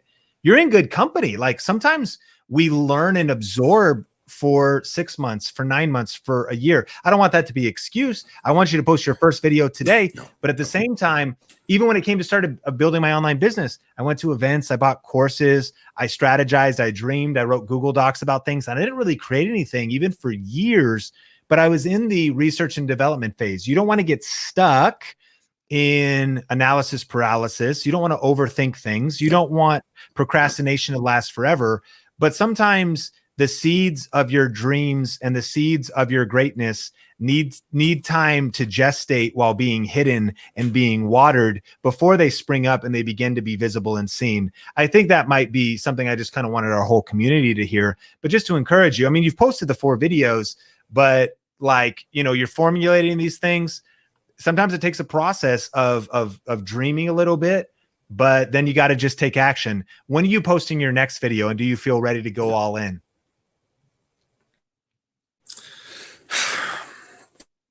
It's a daily struggle. It is, I sit at work for 10 hours in front of my computer, and, among others, you got to go in the background in my ear, and, a million ideas, and come 6 o'clock, it's dinner time, then, okay, family time, then it's 8:30, and it's bedtime, it's bedtime in an hour, so it's, go downstairs, fire everything up, takes 20 minutes to get everything set, and then hit record and try to do your best. But at the end of the day, those are all excuses. That's what weekends are for, right? Yeah. Tell you what, check Gear Junkie 35 on YouTube. So, sometime middle of next week, I should have something filmed this weekend. I've actually got 2 things that I'm planning on doing a small batch recording on. And if you have any comments or suggestions, let me know. I'm going to do it this weekend. I'm tired of being the watcher, tired of trying to create. All right, you're posting your video this weekend. The audio's kind of sketching out right now, but I caught most of that. And I want to thank you so much for coming on. I appreciate you. And by next week, we're seeing that next video. Yes, my friend. Thank you, Sean. Thank you for everything you've done for the community. Cheers. Okay, friends, couple questions. Someone asked if we're still hiring. We are. www.workwiththink.com. We're also going to be updating it and we're flipping it a little bit. We're going to be hiring some different positions. I posted that in the chat. We're going to do one more. We have Matt coming on, and I want to answer your questions though as well, or just a couple things that I saw. Smash like if you are getting value so far. Thanks for being here. Appreciate you. And today's episode is brought to you by thinkmasterclass.com. I just recorded a brand new free web class, 1 hour class available through the weekend on the replay. Thinkmaster, link in the description down below. If you've heard that link before and you're like, it sounds like you talk about it a lot, we update it all the time, like the page that it leads to, because here's a tip. We go to GoDaddy or wherever you buy URLs, we buy a URL and we just redirect it. So it allows me to verbally say thinkmasterclass.com, and I can send that to any page. We use a software called Kajabi. If you're ever curious, Think Media Tools, and that's where we build out pages and host like our courses and host all kinds of different things. And so that's what that is. And so there's always, we do updates to it. We've changed the content of the class. We've updated things. Sometimes it's actually, you can watch it all the time and it's a different version. Right now, it's a live class and the replay's up for a few days. And I want you to see it because at the beginning of this video, definitely watch the replay if you're just joining. I shared 3 different video ideas, different angles on product reviews. And really, we just learned from Gear Junkie that another idea that's super smart is to take the most popular product in your niche and combine it or do a unique spin to it, even if it's been out for a while, like the Canon M50 in cameras and YouTube cameras and tech. Think about a unique spin you could do or a unique combo you could do with it. That's an idea. And so definitely register for the class where you can watch the replay, thinkmasterclass.com. And smash like if you've been getting value so far, and definitely check out the replay. And Matt, my man, good to see you. Remind everybody about your channel and about what you're up to. And I'm excited we've been able to finally connect again. Definitely. So my channel's name is Metal Eagle Chesser. So I'm basically an authority of teaching chess for beginners, amateurs, and all the way up. And I really like to just create educational content for people learning chess. I love it. And I remember we've talked about your channel in the past. I gave you a challenge. How have things been going? Very good. So I've been, I now published 34 videos, and I'm thinking I'm optimistic for this near future. So awesome. I got what the have goal you learned from publishing all these videos? What do you say? What have you learned from publishing 34 videos? So we were talking about getting to that 30 mark, and now you're there, 814 views, which is awesome, 11 in the last month, 12 new subscribers. So you're seeing growth, you're seeing forward motion. What have you been learning? I've been learning about experimented with all sorts of topics and see what's more grabbing to the audience is what's not. And I'm just seeing what is like my direction. So I was trying to also just look at the days, the weeks, and times I should post, but I don't have enough analytics to say that, oh, I have to need to post in this specific time or day that the audience want to go. But one thing is like a consistency. The question is for like being consistent. For example, if I post 2 videos a week, and I get sick and I can only post 1 video a week, does that YouTube punish me for not being consistent in that sense or not? Good question. No, not at all. You know, YouTube verifiably, they have said they will not punish your channel if you stop uploading. Okay. Now, there could be ramifications from when you stop uploading, meaning not only do you feel like things slow down, but they might dramatically slow down. And here's why. When you post a new video, it potentially gets not just the subscribers, or if it gets suggested and people discover it, but any new video is always a chance to activate the rest of your library. I definitely understand that what we're doing at Fake Media now is crazy because we have multiple content creators.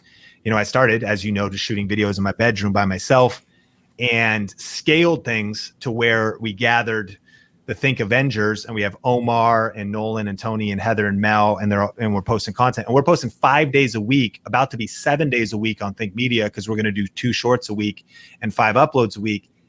Here's the thing that's crazy about that strategy: not just that many videos, but also any one of those videos, if it breaks out, activates the rest of the videos in our library, and it's just this crazy snowball. Now, definitely not recommended, because again, someone's like, oh, I should just post 5 a week. It's tough to do 5 quality videos a week, depending on your format. Again, we have multiple people that are helping with it.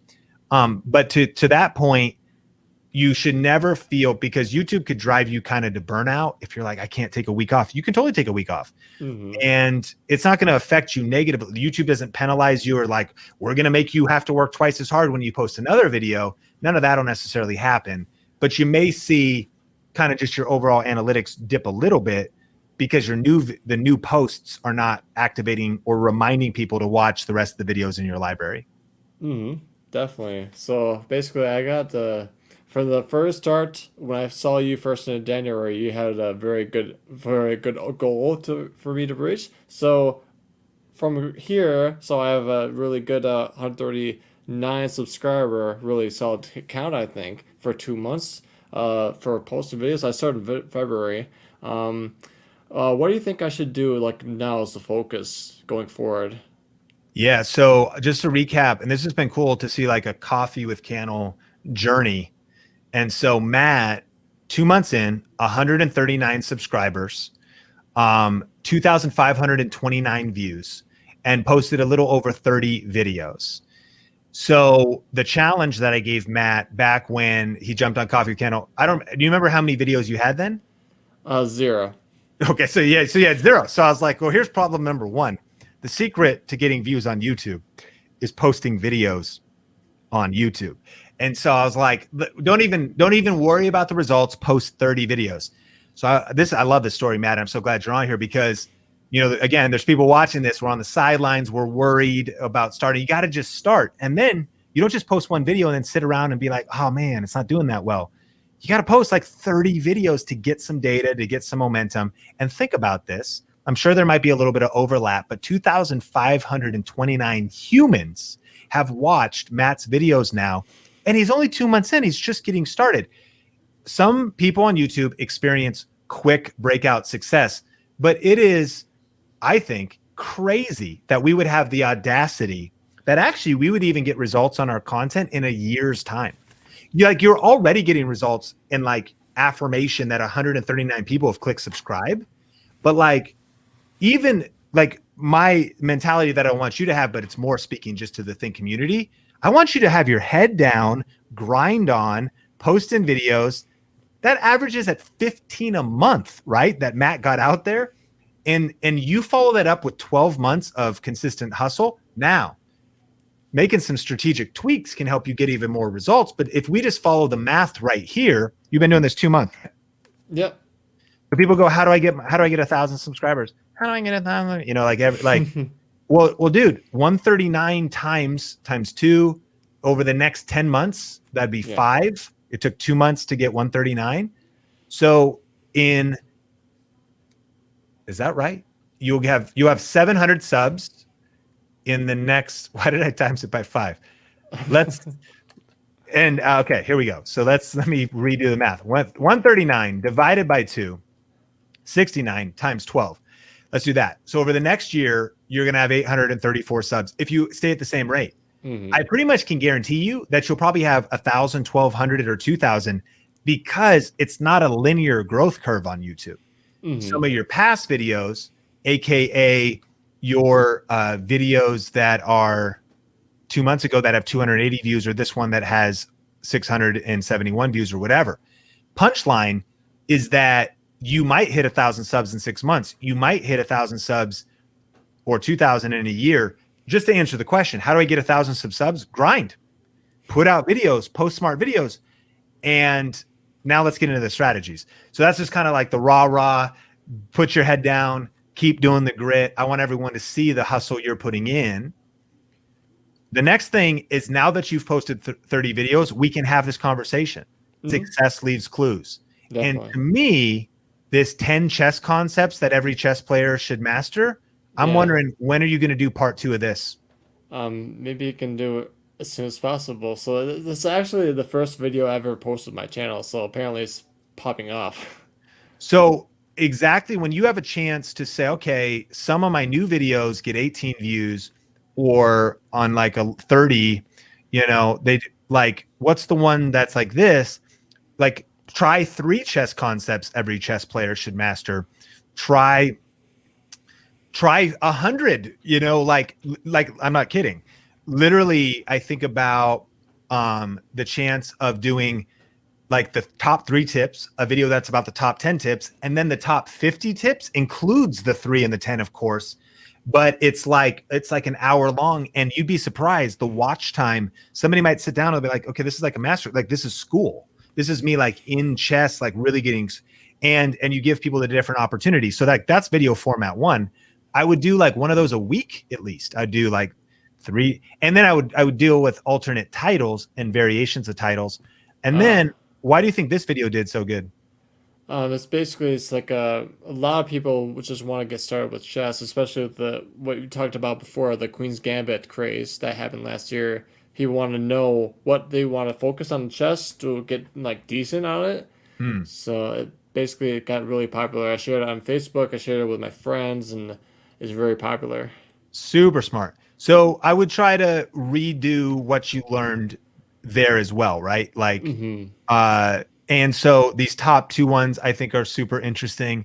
And then, are you spending some time looking at like what others are doing, like looking at St. Louis Chess Club or Gotham Chess to see if there's any video ideas that you could kind of spin off of?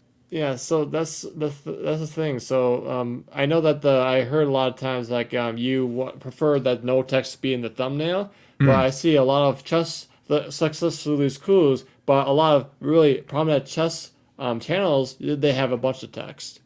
Maybe too much for the VRA. Okay, I mean, you got to experiment, and it's going to be about the content as well. But yeah, try that. Success leaves clues. Yeah. Why don't you have any videos that start with chess openings for beginners? Why haven't you made that video? Oh, yeah, that's a good idea. Yeah, that would be, because what I looked over on the right suggested videos, because it made me think, just so you understood how I kind of got to that. First of all, I think making everybody listening your topic for beginners is just a super smart video to make. But what I did was I clicked on this. Then I realized, okay, what's YouTube recommending me? So then I started like looking over here. How about this? How about a 1-hour beginner chess lesson? Oh, okay. With Metal Eagle. Yeah. And then I looked over here. I mean, how about 6 checkmate patterns? 3 checkmate patterns you should know. But then 10 chess tactics. But I saw beginner openings, and I just thought chess openings, the King's Gambit. And obviously, this one is 12 years old and it's a classic with 2.5 million views. But if you can do a new spin on just some of those basic videos. So for a learning point, Matt, you did put out 30 videos. I would argue some of your titles, they weren't the videos that you should make. They're fine that you did make them. Okay. But like for those listening, when I say post your first 30 videos, Matt did I'm blown away. Like you did incredible. You took action, you started messy, you punched fear in the face, you're just posting videos and you're getting some results. I think though your results would be crazy better if your 30 videos were, number 1, beginner chest openings. Number 2, 3 checkmate patterns you must know. Number 3, and literally number 3, 1-hour beginner chess lesson with Metal Eagle. Number 4, 3 pawn endgame moves you need to know. number, you know what I mean? Like, meaning you're making the best and the right video ideas. Doesn't necessarily mean, because obviously the content's got to be good and the thumbnail and the click-through rate and whatnot. But you want to give your top 30 videos the best chance of success. Like, I would argue that that this was a good test, and maybe could work, you know, about someone like first Metal Eagle Swiss on lichness.org. Like, I just don't even, that doesn't seem super, like, this is great. This video might do really well, by the way. Great thumbnail, 10 chess tactics and chess combinations, and great title. Like, this one seems a little bit lower quality to me. Is that fair? Yeah. Vague. Yeah. It's kind of vague or a little more niche. So, like, what the 30 videos are is my point. So you're off to a crazy start. The next steps are this: your next 30 videos, tweaking now, though, remaking and updating some of your best ones, specifically, you know, the top one, which was, you know, 3 chess concepts you should know, studying some of the beginner openings, whatever videos, making some of those. And then finally, I want you to experiment with like a long form video. You have one that says chess simul with Q&A. I don't mean that. I literally mean editing together like a super video. We call them content marathons. I see. Evan Carmichael does it like this, right? You have Gary V's top 10 rules. Okay. So there's that idea. But some people maybe haven't realized, and that's like 15 minutes, is that there's like Gary V top 50. So then there's like 115 minutes. Okay. I don't know if has he done like a top 100 yet? But like, then there's, okay, well, this is different. So maybe not top 100, but literally 50 rules, and the videos are like 2 hours long. So I guess what I'm saying is, I actually, mark my words, like, if you can put together a couple, this is how you do the content marathons. You do like your chess, whatever, I already forgot, but whatever it's called, tactics you need to know, chess concepts. And I don't even know if there are 100 concepts. I mean, I'm sure there probably is. There's a lot. So it'd be an interesting test. And so, I mean, literally it's like number 1, and you're like going through, and it's like just a super long, thorough video. And maybe you don't go from 10 to 100, but I think it'd be super interesting. The way basically Evan Carmichael's doing it is he does 10 Gary V top 10 rules, and then he combines them into Gary V's top 50 rules. So he's also reusing the content and restructuring it, you know, strategically and everything. But then you go, well, nobody wants to watch that hour-and-a-half video except for the people who do. And then the watch time hack is insane. Oh, yeah, definitely. So thank you for the goals, and also the impressions that you get from my channel. And the one thing I just learned from watching YouTube video like crazy is that a lot of people said, oh, if I were to start over again, I'd really like to experiment with the first videos. So I try to do that with the first 30 videos. It's talk about various topics and see what sticks. And that's why there's probably videos that are not performing well, but you told me the first time we went, you told me that the first 30 videos will be the worst ones, right? That's right. And so, I mean, you knocked it out of the park. I think now it's like layering on the next strategy to like, okay, let's tweak in the next 30. And I actually think, you know, a lot of people have this goal of getting to 1,000 subscribers. I think you're going to get to 1,000 subscribers in 6 months or less. On the other side of continuing, this is the process of YouTube. It's like, make a plan, execute the plan, and then you got to evaluate, right? It's what we teach in VRA. It's the review R. And actually, you kind of got to skip the review until you actually have something to review. You can always review one video, but now you're in an even better place. Redo your strategy. Come on, chess. You know, like consider like your strategy for YouTube for the next month, and then review it again, and it's repeat. And that's why VRA is a system, as you know. It just keeps refining and refining and refining and refining the process and building that momentum up to build your YouTube empire. Has today been helpful, Matt? Definitely. It's priceless for me. Thank you. Awesome, Matt. Well, I appreciate you so much. Grateful you're a part of our community, and thanks for coming on. Thank you. All right. Let me text my wife and we're going to do one more here. I probably got to go in like 15 minutes here. And, you know, happy wife, happy life. Smack like for the wife card. What? The wife text, the communication, good communication. Hey, today's brought to you. If you want to learn a little bit more about our proprietary process that we built for growing YouTube channels, hasn't just worked for me, has worked for like hundreds of students that have gotten like silver play buttons or full-time, and then thousands of people are getting momentum, growth, couple $100 a month, couple $1,000 a month, just a lot of different crazy results. It starts with just checking out our free class. We'll tell you a little bit about things and worth your time in and of itself. If you're liking this kind of content, and then there's, you know, opportunities to go deeper with us, or not. If you're like, nah, I'm just down to kind of hang out here on YouTube or watch some of your free stuff, cool too. Pretty relaxed. I'm going to flex this a little bit. I got the hashtag good husband. I got to flex that and appreciate that. Matthew says review super. I mean, Matthew recently went full-time, has been with VRA for a while. And I think we've got an episode. You should check out Matthew's story here on the Think Marketing channel. You'll love that kind of stuff.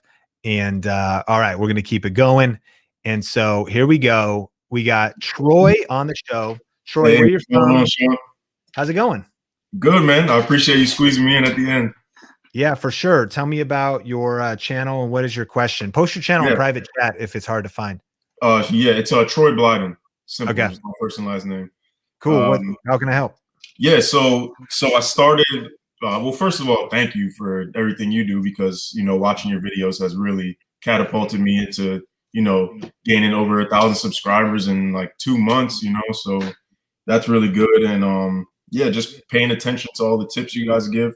So the question that I do have is that, so clearly my, you know, it says locks is basically, dreadlocks is like what I talk about mostly. I do like interviews. I have a show called Dreadlock Talk, which is like a podcast. And, you know, I kind of want to start implementing my other interests into my videos. And I don't want to just stick myself in that box of just my hair. So I kind of want to just, you know, you to check my channel out and see what you thought about that and ways I could do that, because I don't want to just abandon my subscribers and just completely go left field, because but you know, my hair is a part of my journey, so that's something I want to continue to make videos about, but not strictly hair. So yeah. So what do you want to happen? Like, what's the big vision if 12 months from now you reached your ideal destination with what your YouTube channel is doing, with maybe where you're working, how you're spending your time, where money's coming from? What is your ideal end result? Well, ideally, I want to be a full-time content creator, and I want to be able to, you know, have products that I sell through, and I can use my content as a way to, you know, have my followers or, you know, supporters get to those products, whether it be merch or ebooks, anything like that. So that's my. What are those about? Are those about, do you want to sell physical products related to like hair, dreads? Do you want to sell, what's the ebook about? What's the merch?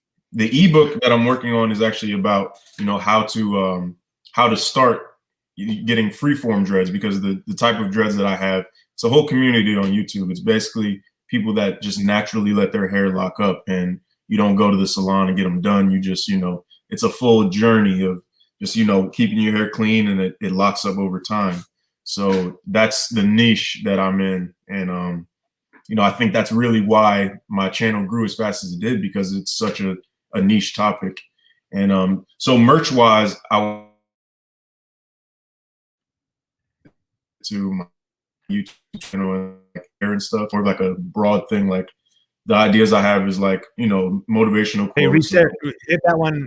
Sorry, that from the top. We kind of lost you for a second. Say merch wise. Yeah, so merch wise, it doesn't necessarily have to be about hair, but like the ideas I have are more so like motivational quotes and just designs I have. And the ebook is actually about hair though. It's like I mentioned before, it's about, you know, how to you know, the things kind of I talk about in my videos, but more in like a compact form.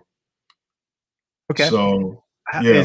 Have you found, is there any successful books out there that you can, that would be similar to that? Like what would the book category be called? Like how to style, or how to, what, like, give me a keyword phrase. It would basically be like a guide to freeform locks. That's essentially what my idea is. And I don't know successful book, but there is a woman that is one of those people to talk about this topic on YouTube. She has an ebook. I don't know how successful it was. She still sells it on Amazon, but yeah, you know what's interesting is like definitely the products, and actually like the faux hair itself is crazy, especially for all these. Yeah. Like yes, that's a little bit different though. You know, that's more so like extension hair, and like my niche is literally just like, you know, just growing your hair naturally and just letting it form on its own. 100%. I guess one of the smart things to do, like we're at kind of a ground floor of like, I'm just working backwards from 12 months from now. I would think market research. I think the ebook and you know, is a great thing. We actually have, I think it'd be super helpful if you want to check out this this week's Think Marketing. I watched podcast. it yesterday. Come on, man. Okay, cool. Was it pretty helpful? Did you? Yeah, I mean, for sure. Yeah. I love like the whole self-publishing aspect of it and like all those type of things. So that's actually something I've been into for the past month or two. So because I've been looking at a lot of videos about that. What was that? I would just be thinking about how to, like if you build influence, a lot of like famous YouTube influencers, like real famous, like they could write a book about anything and they have enough people that love them. But I also wonder about, I'm just kind of trying to think about the right positioning, and even the right ways to monetize. I think the merch thing could really work. I think I think accessories. I mean, I would imagine, is there some stuff where you throw different like accessories to, I mean, you got a thing right now. Yeah, I got this. This is just like a regular little hair tie from Walmart. I thought how I would go with that, but accessory wise, but yeah, man, I don't know. That's and I did a little bit of that. The internet's going a little sketchy. You were talking about accessories. Sorry. I was just saying that I don't really know anything else about accessories wise. I mean, there's like beads and stuff. I mean, maybe I could look into that, but I don't personally. Well, I mean, step one of kind of making a plan is kind of make a strategy while you're taking action. So you're already doing that, but in the meantime, I'd be thinking about, okay, is it the merch? And that's the idea of, I'm going to reverse engineer back from full-time content creator. What am I good at? What's the business model? What's the monetization plan? That's one category. Back really to your question is, I mean, you're doing a ton of things right. You got the growth, you're tapping into a niche. There's people loving it. There's people connecting with you. There's growth happening on the channel. Why haven't you posted in the last couple of weeks? So I've been heavy on TikTok lately, and I've gotten over 11,000 followers in like 2 weeks. So yeah, so I've been on that. But my next video is scheduled to post tomorrow. And are you juggling a day job right now? Currently, just Uber right now. I actually play for the Harlem Globetrotters, and you know, we're heading back on tour and around, well, we're training camp is July, so we just got that call today. So Uber, Harlem Globetrotters, and then building up that social. Yep. Yeah, I mean, to me, I think kind of some final thoughts. The channel is your personal brand name. And I think you want to stay true and ride the momentum of what's working for you. But I would experiment, and meaning you said I want to put a little bit more of my stuff. I mean, I think where a lot of times I would recommend people do a niche channel, and it's like, this is a channel about locks, this is a channel about dreads. And in my opinion, it's not. I think in your case, and getting to talk to you, it's a channel about you.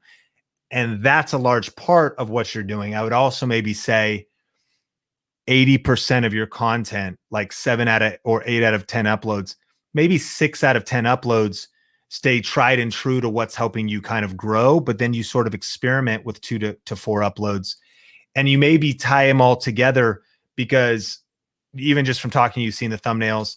I see the opportunity for you to be a proper influencer. TikTok's going well, entertainment tying into this kind of iconic look and brand that you have as well, but also just going for the pure creative idea aspect of it. Like, I mean, do you incorporate like humor or anything into it? Any kind of story? Yeah, for sure. In my editing style, you know, that's And what are the other ideas that you want to experiment with that you feel like you can't? So I'm really into calisthenics. I do all body weight workouts. So I put that a little bit of that in my last video. I might want to do like because this guy that I interviewed, I do random interviews, and a guy that I interviewed, he actually has a fitness channel, and we linked up and we did a video for his channel. So that was cool. So yeah, just stuff like that. And you know, what I eat in a day videos, people have been asking for, because I'm into health like that. So yeah, man. Yeah. So to me, when people go, wait a minute, Sean, you always talk about niche down. Why does Troy get to, I go, well, because the common denominator is you. I mean, because you're the niche. I mean, that's sort of like, if people are interested in you, and there's got to be self-awareness for a lot of us to think we can always try that, but sometimes that can fall apart. I think on the other hand, if you have self-awareness of the personality, of the vibe, and if people are interested and if it's working, then you got to ride that. I think the biggest thing is to just analyze. You're listening, you're already listening. Listen to your community, listen to the comments. Don't just listen to the comments, listen to the data. Like the likes and dislikes, you don't want to take them personally. They're not an attack on you. They're not an attack. They're feedback on the topic. Even a dislike, we're like, someone should be able to say, like, I dislike this. I subscribed for something else. Just listen, listen to the analytics, listen to the feedback, experiment with videos. And what I could see is I like to think organization wise, I could see you having, did you name your podcast or your talk, your interview show? Dreadlock Talk. Yeah, Dreadlock Talk. I could see that becoming, you know what I mean? Like it could be about like just interesting people. Like you eventually could have like really famous people, whatever, just because like big names they could talk about. And it might not, maybe it's always someone with dreadlocks, right? That's on there. Mm-hmm, yeah. I could see or someone that had them. Yeah. You got the dreads. Like Dreadlock Talk is you. And so I could just see like Dreadlock Talk is because like your vibe, your energy, your ethos about life, your thing. And Dreadlock Talk comes out every Monday, and your guest this week is Kevin Hart. So like, and then like your guest this week is Joe Biden. Like, I don't know, you know what I mean? Like if you really play it out, like Joe Rogan has all kinds of different people. Joe, the UFC fighter, you get it, like is the comedian, is the kind of common factor, interesting conversations with all kinds of different people. And I do think, so to me, I could see it going that way. I could see that's like, if I thought buckets, that's Monday. I could see vlogs, or like, I think the fitness thing actually fits the less in my mind. It's not that you can't do it, but if people want to actually follow along and learn fitness from you, the reason they click subscribe is for those workouts. Right? Mm-hmm. Yeah. So, but if it's kind of like, if you said lifestyle, if like you're doing some stuff that's maybe inspiring or encouraging some people, what you're working on, like I'm leaving that up to you. That's experimentation. And then certainly like even the videos you're doing, I hope that leads you with some clarity and just some ideas, but I basically would just lean in. And it's like, I think when you think about what videos you should make, a huge way to answer this question, I want our whole community to hear this, is you just need to really understand who you're talking to. Like to the degree that you understand what's weird is if someone has a YouTube channel that is directed for my personality type, they would realize that if they had Gary Vaynerchuk on the show, I would click on it. They would realize that if they made a video that was like 5 business lessons we can learn from the Wu-Tang Clan, I would click on it. and they would learn that if it was like 5 biohacks, like 5 quick workouts and 5 supplements that'll give you twice the energy, I would click on that. And if an influencer realized they were attracting entrepreneurial, biohacking obsessed millennials who, like Macklemore says, Wu-Tang raised you, and I grew up in skateboarding and snowboard culture, then they would just, you kind of know who you're talking to.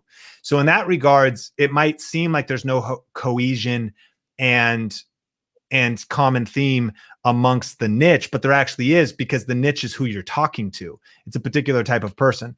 So can you experiment with the fitness? You can do whatever you want. It's your channel.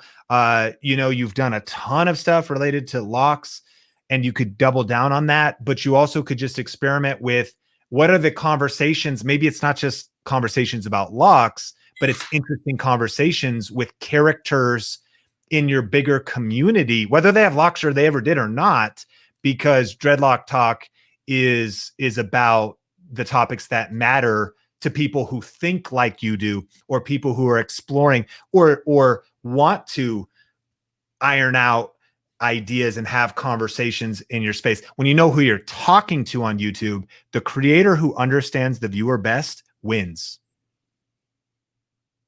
Yeah, I heard Daryl say that. Oh yeah. Yeah, for sure. We said that in our strategy workshop at the beginning of the year. I bet Daryl stole my stuff. No, I'm just kidding. YouTube Formula has been a killer book. Did you check that out from Daryl? I didn't get it, but it's definitely in my cart on Amazon for sure. Nice. Cool. Has that been helpful, Troy? Absolutely, man. I really appreciate it. And I don't want to get you in trouble with your wife, but I have one analytics question. It should be really quick. So I had a YouTube short, and it had copywritten music. So, and it had like almost 2,000 views, but then I saw this post on Instagram where they were talking about, you know, don't get a copyright claim on your YouTube channel if you want to get monetized. And I just deleted it, and it screwed up my analytics. Like I can't see my watch hours now. So do you know how long that takes to adjust back to normal? Wait, you can't see any watch hours, or you just can't? It just shows me like it went down for something. Like I can't see my overall watch hours. Say it again. We lost the internet again. I can't see my overall watch hours, like my total watch hours. It's just gone now. It shows me like past couple of days or something. It's weird. Yeah, I mean, yeah, I wish I could give you a better answer than like sometimes glitches happen. Sometimes I've seen I got 0 views in a day. Like it's because the analytics broke. Like it went from, we get like 115,000 to like 150 a day, and it was 0. Obviously it wasn't 0 unless I was like, oh crap, what happened? YouTube broke. But they fill back in. So sometimes you have to just give the YouTube studio a chance to work things out. I imagine that will correct itself in a few days, and it might take a week or 2. All right, cool. Sean, I really appreciate it, man. You're the man. Appreciate you, Troy. Thanks so much for coming on and being a part of the community. Absolutely. God bless. God bless. Coffee with Cannell, y'all. Smash the like button if you're grateful for life. And thanks so much for being a part of the show today. I'm headed to Costco. Come on. The pandemic is shifting, because I heard this. Some Costcos, you can get samples now. Yeah, minimal samples. But my friend Jeff was like, there were samples at Costco. It could be that we are turning a corner. Like if there's one symbol of hope on the horizon, it's when Costco starts offering samples again. When Costco's at full speed, if you don't know the sample strategies, you got to realize you don't need to get lunch. You need to show up to Costco hungry, because you can leave Costco full just from samples. And anybody know any Costco people? Amarita is like, thanks for the tip, Sean. Were you thanking me for my Costco tips? I'm just kidding. Appreciate it. Matthew, appreciate you. Life is good. Ella, Trader Joe's coffee samples are coming back soon. Come on. A new day is dawning, and super grateful. We've got Mel helping me in the chat, or Tony. If you haven't watched the masterclass, the replay's up for a couple of days. Thinkmasterclass.com. I just recorded that last night. Some really cool stuff. LOL Costco sample dinner. Here I come. I heard from Jeff that it's not the full sample dinner yet. He's like, it was kind of like reduced duty, you know what I mean, or whatever. He was like, they were there. It wasn't the Costco we knew from the glorious past. It was the half. It was the 50% capacity, 75% capacity. Oh, are we back to 100% capacity? We're going through layers of reopening, I suppose. And so, Marita, yes, been there to Costco too, but I meant the YouTube tips. Appreciate you. Hey, check out some links in the description down below if you want to connect or you have any questions. We can always hook it up on Instagram if we're not connected over there. DM me if you got a question. I try to be as active as possible. Sean Cannell, Rhymes with YouTube channel. And that's over at Sean Cannell on Instagram. Listen, this is going to be the best decade on YouTube. I get it. Competition's rising. I get it. You know, it feels hard to break through. But if you look at the numbers, 2.3 billion monthly active users, you look at the YouTube economy, the creator economy, the amount of creators that are doing this full time, it's the fastest growing small business type. You look at what Troy's doing, and I forgot if Troy was still listening to this, I would also be doubling down, besides all the YouTube stuff we talked about, TikTok's working for him, and for his brand and what he's doing, I would be leaning into emerging platforms. We're just living through an era of massive opportunity. The thing is, friends, opportunity is missed by most people because it's dressed in overalls and it looks like work. And if it feels like there's a daunting mountain ahead, it's because it's going to take some work. It's going to take some grit. It's going to take some perseverance. There's going to be times when you want to quit. There's going to be times when you want to throw in the towel. There's going to be times where you feel like you take 2 steps forward only to take 3 steps backwards. But those that are going to dominate YouTube over the next decade are going to be those that create a smart strategy, take massive action, and don't quit. Steve Jobs said that business is a game of attrition. What does that mean? It means that a lot of people will start a business, they'll start a YouTube channel, but they'll just give up.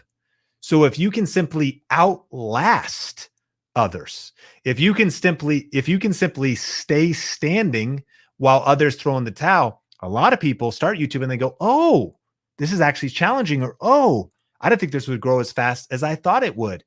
That's when your grit muscle needs to kick in. That's when your perseverance muscle needs to kick in. That's when you got to keep punching fear in the face, keep punching perfectionism in the face, and keep pressing record. I appreciate you. I respect you. And I really thank you for being a part of this Coffee with Cannell episode. It feels good to be back. Cheers. Until next time, I'll see you in the next video. Check out the Think Marketing podcast, new episodes every Tuesday. And in the meantime, keep crushing it, keep smashing it, and we will talk soon.